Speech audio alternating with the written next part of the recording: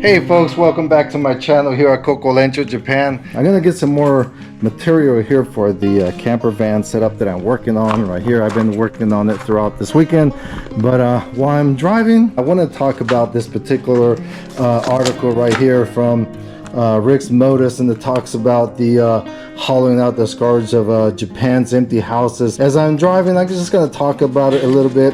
They contacted the Benton Homestead folks and myself, and they kind of featured us a little bit. There's our house right there, but they contacted us to provide some information about our particular renovation process and experience. So let me go ahead and hop in my little K truck. We're going to go to Power Committee, buy some more tools and wood for my project. So hope you enjoy, and please come along.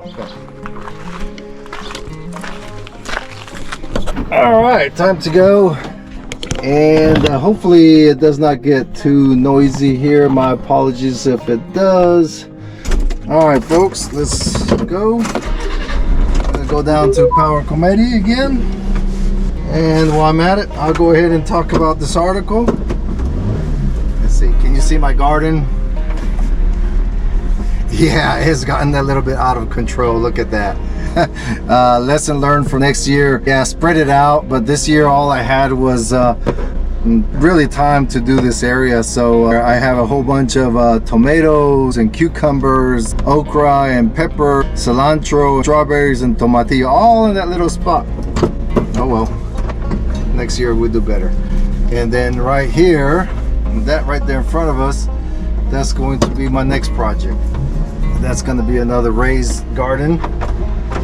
As I mentioned earlier, this particular Rick's Modus contacted me to provide some information about the experience, our Akiya purchase and renovation, and they provided some photos of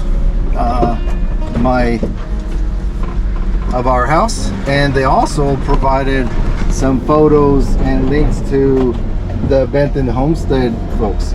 So if you're interested in how we did it, go ahead and check out the links. If you're not familiar with the Benton Homestead folks, Danny and Evan, they purchased 2 Akiyas in Omishima and turned one into an Airbnb. They are living in Japan for the past year under the startup visa and the business manager visa. Basically, the article is talking about the huge Akiya problem in Japan, which has caught the attention of many foreigners throughout the world. So the article is talking about how the population in Japan has been on the decline since the 1980s, and it just gets worse and worse. What's happening here in these small villages, the decrease in birth rate throughout Japan, the remaining younger folks that are around in these small villages such as this one that we're driving through right now, they have to, or they want to move to the bigger cities. There's a huge demand in the urban areas and a huge lack of demand in the countryside. That just creates this Akiya phenomenon even more critical throughout Japan. I can't help but to wonder what's going to happen to our neighborhood in the next 20 years. I look out my window, I can see at least 3 or 4 vacant houses. It's really sad to imagine what's going to happen with these gorgeous houses here in the countryside.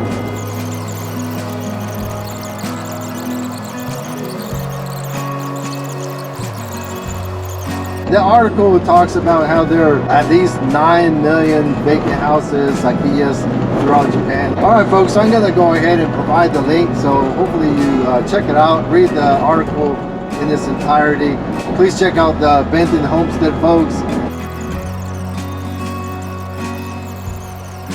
We're coming up here to Yasaka Dam. It's a beautiful dam, check it out.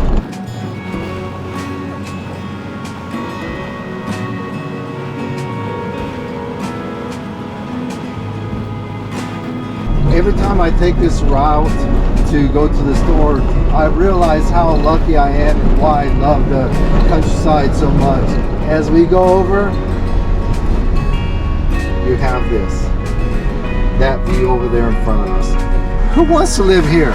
Not me, folks. This is exactly why I love living in the countryside. Fresh air, nice and green. Over here is just concrete. If you ever go to Tokyo, it's just concrete. People always rushing. People are running to the train, up and down stairs, falling asleep on the train as they commute. Japanese people have the unique ability to fall asleep on the train and wake up exactly right at their spot. I don't understand how they can do that. It's just rush every time. That is not appealing to me. I get it. People have to move to the urban areas and abandoned houses in the countryside of Japan to go to the bigger cities in pursuit of what they think is better life. I guess I'm biased. I really prefer what I have. All right, let's go ahead and make it over to Power Committee. This guy here in front of me on that scooter, that's part of the post office, and these guys are efficient. Today is a Saturday, 3:15, and he's out here, and this is still early. You see him on Sunday. Sometimes they show up at 7, 8 o'clock at night. So if you are moving to the countryside and you're worried about postal service, folks, rest assured that there will be no problem for the most part. On top of that, you also have Black Cat, which is another service kind of like UPS, FedEx, and those guys are really efficient as well too. I can order something on Amazon Japan in the evening and I'll have it next day to my front door. And we do have a hardware store, DIY store in our little town, but I'm looking for a little bit more specific items. You can also rent cars from them, or kit trucks for them, so if that's something that you are looking at. Folks, if you are going to buy an Akiya, move to the countryside, I highly recommend that you get yourself a kit truck. This little truck I paid, I don't know, $2,500 I think it was, but she has paid for herself many times over. Yeah, go ahead and just get yourself one of these trucks. They're not the most comfortable, but boy are they fun. To me, it's just like driving a go-kart. I just get a smile on my face every time I drive my truck.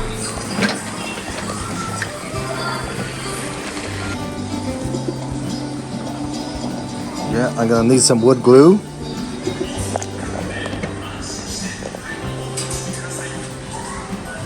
I'm gonna need some dark paint too. Let me see if I can find something that matches the camper van furniture.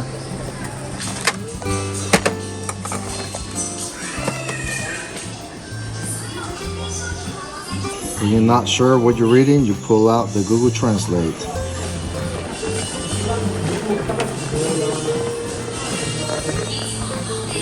Okay, one thing I'm going to be looking at right now is also a skill saw.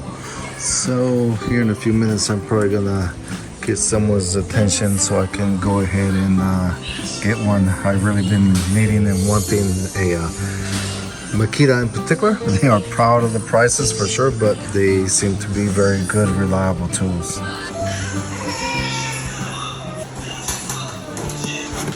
Yeah, 大丈夫です。So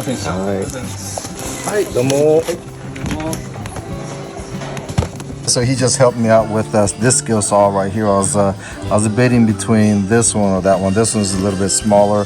They're both 18 volts and I already have the charger and batteries for drills and stuff like that. So the good thing is that I can use my same battery and charger. 30,000. It comes up to about $200 US.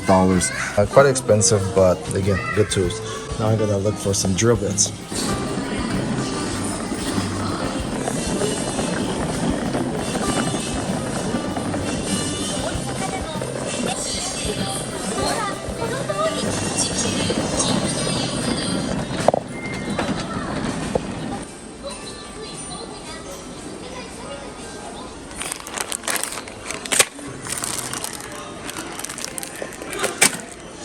Let's see if we can find the right wood. Oh, this is for flooring. That's pretty cool. See how there's a little notch right there? Nice and thick.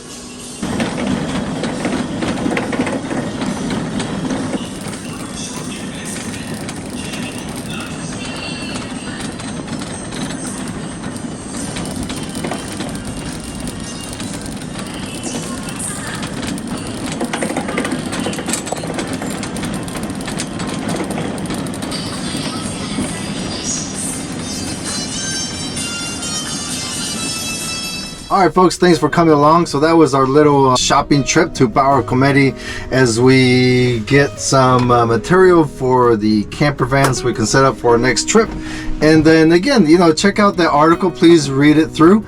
If you're interested in the Akiya situation in Japan, feel free to send me your questions, comments, and I'll do my best to answer them if all possible. If you like to see, please give us a thumbs up, like and share so that we can go ahead and continue spreading the message as we continue our journey here in the countryside of Japan. All right, let's go ahead and head on back home.